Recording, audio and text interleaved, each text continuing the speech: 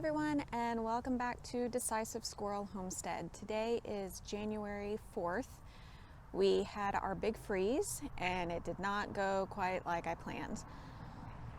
So most of the vegetables that we had out here in the garden are pretty frost tolerant. A lot of them are even freeze tolerant, so you can get down into the high 20s and be okay. I thought we were going to be okay. I think where we really ran into trouble was the temperature differential. So things didn't have a chance to get used to cold weather.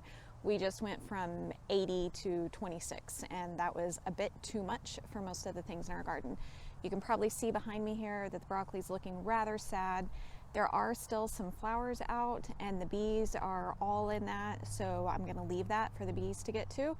But I think the broccoli is pretty much done by now. The cauliflower also looks really sad. So I think I'm going to harvest all of the cauliflower that's out here and get rid of those plants. The beets are in terrible shape. The beet tops are completely gone. I don't think there's any salvaging that, so I think we're going to dig up what beets are there and pickle those. It's not going to be much, but it's something. And then we are at a time of year where we can plant new beet seeds here, so I think we're just going to try again. They don't grow really great here, but we have space, so we're going to keep trying. The Brussels sprouts, I think, might come back, so we're going to leave those and see what happens with that. The garlic looks fine. The carrots look okay. They have some frost damage, but not enough to kill them off. All of our seedlings are gone. The onion seedlings, those froze. The chard seedlings froze, so none of those are any good. They do have onion starts at our local co-op. We'll be able to pick those up, and those are about ready to go in the ground here.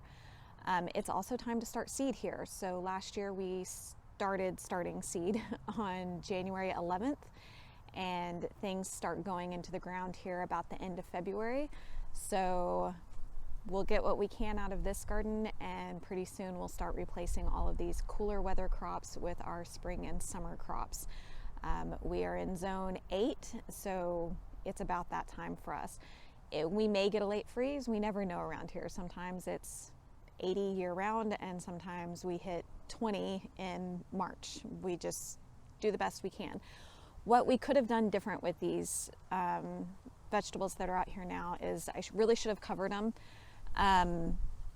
The other thing we can do sometimes is do incandescent Christmas lights. So lights that heat up and make just a little tiny microclimate that's a little bit warmer. We did put lights out the second night when we had more freezing temperatures, but since they weren't out the first night, there just wasn't much to salvage. So we're gonna do what we can with what we have and get ready for the next big spring and summer growing season, which is where we get the bulk of our vegetables for our family.